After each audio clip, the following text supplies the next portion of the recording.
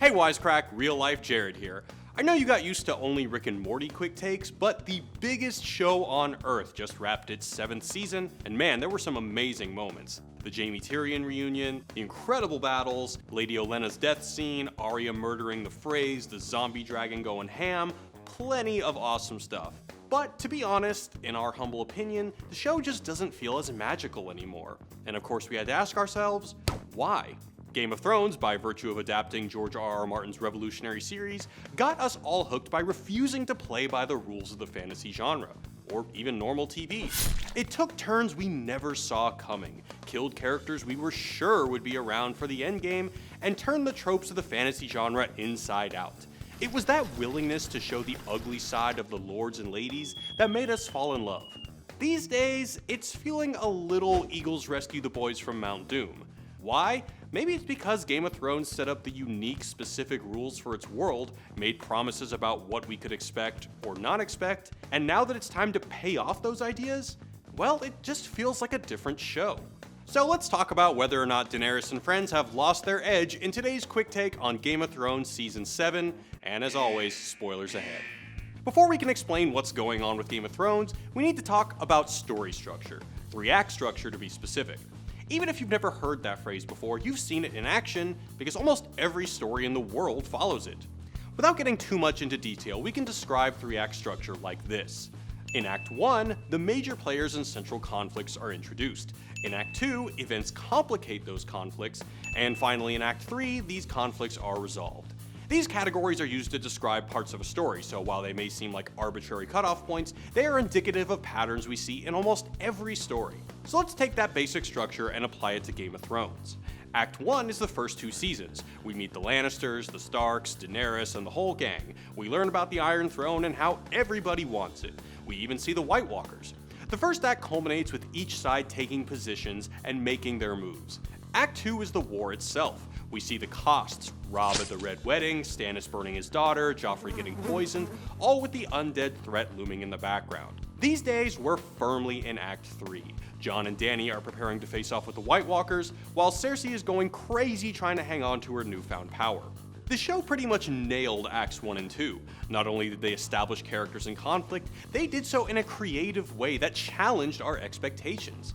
After Season 1, who really thought we'd all grow a soft spot for Jaime Lannister? The thing is, all these twists and turns set us up to expect an ending that would follow the same unpredictable pattern. Sounds weird, I know, but that's what made it so great.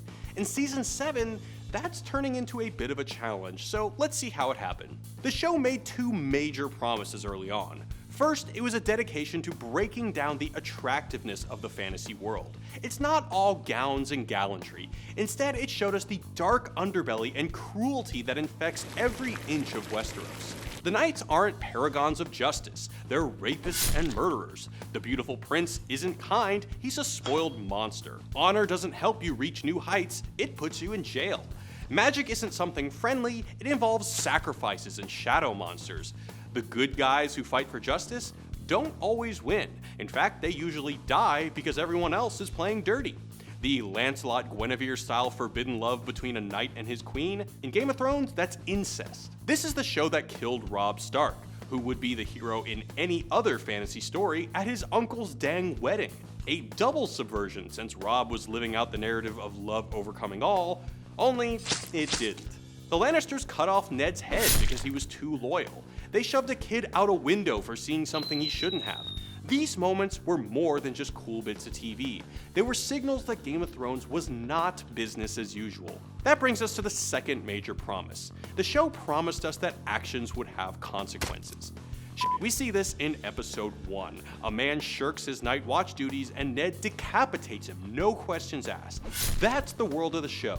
Nothing comes without a cost, and even the greatest victories can have ramifications the characters never expected. There's a storytelling value at play here. It means that everything matters. That's why this is the show that launched a million conspiracy theories. For several seasons, consequences were the law of the land. For example, why is no one mad at Cersei for blowing up the Sept and killing Marjorie Tyrell? Someone we know was hugely popular. Do they just not know? Maybe it's because they're mad at Cersei or afraid of her, but these folks seem like they're doing just fine. We can also see this in how the show handles travel.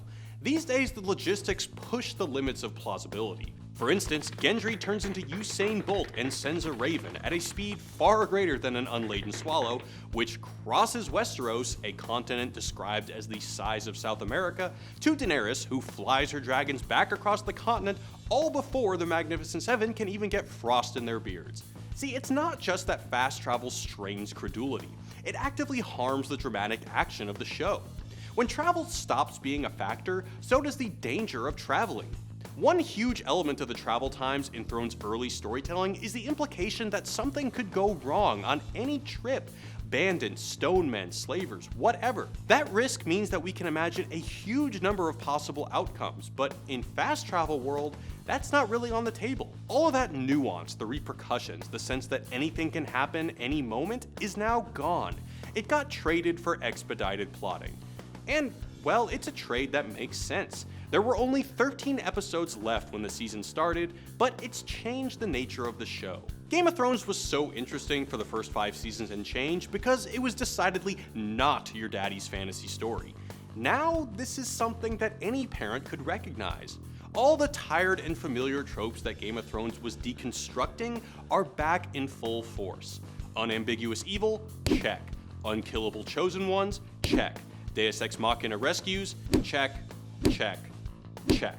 This isn't a show heading in new, different directions. This is a show that is checking third act boxes. That's not necessarily a bad thing, but it's checking them in a way that defies the narrative framework we spent 5 years internalizing. Even the finale, which was pretty dang good, showed off all these problems. As the season came to a close, we got clear sides, something Game of Thrones has been reluctant to offer us. Now all the characters we like are on one side. There's no room for ethical ambiguity. So why is this happening? Well, it goes back to that 3-act structure. Thousands of years of storytelling indicate that to create a satisfying narrative, the show needs to have all the work that Dany, Jon, and others have put in to change the world actually pay off. Unfortunately, that's how all fantasy stories end. The good guys always win against incredible odds. The subversion doesn't work anymore when it comes to the endgame. Even the craziest Bran is the Night King type ending doesn't really subvert anything. An ending where this was all inevitable because of magic or time travel undermines the theme of agency in the show, and it's just another fantasy trope for the show to fall back on. Unfortunately, it seems the show can't get to the ending it wants while still disrupting the fantasy narrative space. From the beginning, Game of Thrones has told us that we're getting a different kind of fantasy story. But this past season, it's felt more like Lord of the Rings than The Sopranos, and honestly, it's a bit disappointing. Look, at the end of the day, it's still a good show, but it's an action fantasy story, and that's not what they promised us. Thanks for watching, guys. Peace.